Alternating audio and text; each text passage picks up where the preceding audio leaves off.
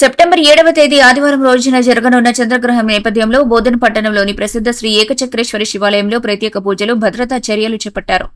ఆలయ ప్రధాన అర్చకులు గణేష్ మహారాజ్ మాట్లాడుతూ ఈ రాహుగ్రస్త చంద్రగ్రహణం ఆదివారం రాత్రి ప్రారంభమవుతుందని, అందువల్ల ఆలయ ద్వారాలు ఉదయం నుంచే మూసివేయబడతాయని తెలిపారు.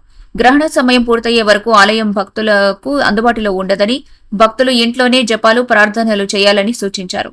గ్రహణ విడుపు అనంతరం మరుసటి రోజు సోమవారం తెల్లవారుజామున 5 గంటలకు ఆలయ ద్వారాలు తెరిచి శుద్ధికర్మలు, సంప్రోక్షణ, ప్రత్యేక పూజల అనంతరం ఉదయం 7 గంటల నుండి స్వామివారి దర్శనం యథావిధిగా కొనసాగుతుందని చెప్పారు.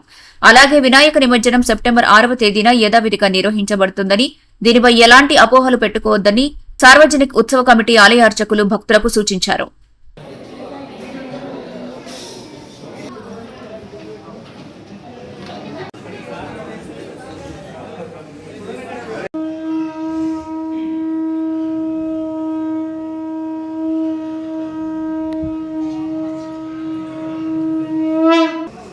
శ్రీ అన్నపూర్ణాంబా సమేత చక్రేశ్వర స్వామి దివ్య ఆశీస్సులతో సమస్త ధార్మిక, ఆస్తిక, హైందవ భగవద్భక్తులందరికీ మనవి. ఈ నెల 7వ తేదీ రాత్రి రాహుగ్రస్త చంద్రగ్రహణం సంభవించడం మూలంగా రాత్రి 9:57 నుండి రాత్రి 1:27 వరకు ఈ రాహుగ్రస్త చంద్రగ్రహణం ఉంటుంది. దాంట్లో విశేషంగా మనము మధ్యాహ్నము 12:37 నుండి యువకులందరికీ కూడా, ఆరోగ్యమున్నటువంటి అందరికి కూడా భోజనము అప్పటికే సమాప్తం చేసుకోవాలి. వయోవృద్ధులు, గర్భవతులు, రోగగ్రస్తులు ఉన్నటువంటి వాళ్లకు సాయంత్రం 5:15 వరకు భోజనం చేయవచ్చు. అలాగే సనాతన ధర్మ ప్రకారంగా ఆ కాలం నాటి నుండి ఈ రోజు వరకు ఈ గ్రహణం సంభవించడం మూలంగా అన్ని దేవాలయాలు కూడా మూసివేయడం జరుగుతుంది. అది మా మీడియా మిత్రుల ద్వారా మీ అందరికీ తెలియజేస్తున్నాము. ఆదివారం రోజు 7వ తేదీ ఏదైతే ఉంటుందో 11:25 స్వామివారి ద్వారబంధనం జరుగుతుంది. ఆ ద్వారబంధనం తర్వాత ఎవరొచ్చినా కూడా స్వామివారి దర్శనం కాదు.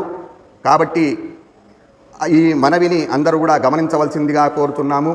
మళ్ళీ 7వ తేదీ గ్రహణమైన తర్వాత 8వ తేదీ సోమవారం రోజు ఉదయం 5 గంటలకు స్వామివారికి తెరవడం జరుగుతుంది.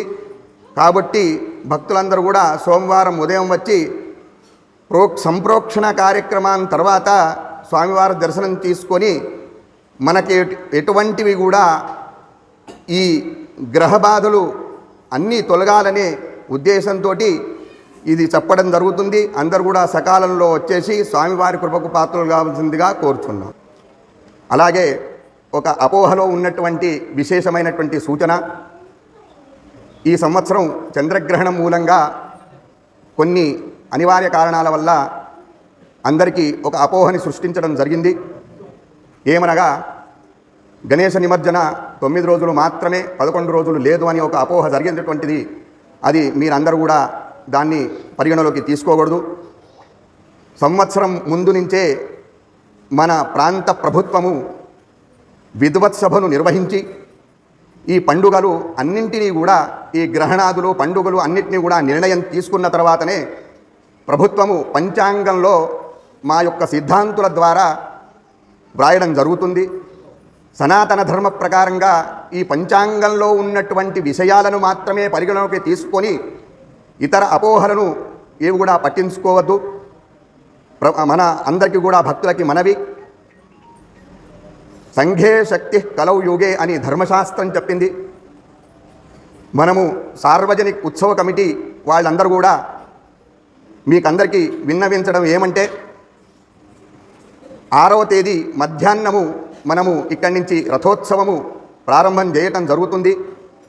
ఆ రథోత్సవంలో అన్ని గణేష్ మండలి వాళ్ళందరూ కూడా సార్వజనిక ఉత్సవ కమిటీ మన సార్వజనిక అయినటువంటి రథోత్సవం వెనుక అందరూ కూడా వచ్చి మన హైందవ సాంప్రదాయ ప్రకారంగా హైందవ భక్తుల అందరికీ కూడా విన్నపము, హైందవ ధర్మాన్ని కాపాడుకుంటూ మన రక్షక భటలు అంటే పోలీస్ యంత్రాంగానికి, పాలనాపరమైనటువంటి యంత్రాంగానికి అందరికీ కూడా సహకరిస్తూ సనాతన ధర్మానికి కాపాడుకుంటూ శాంతి సామరస్యోపేతంగా ఈ నిమజ్జనోత్సవాన్ని దిగ్విజయం చేయవలసిందిగా మేము కోరుచున్నాము.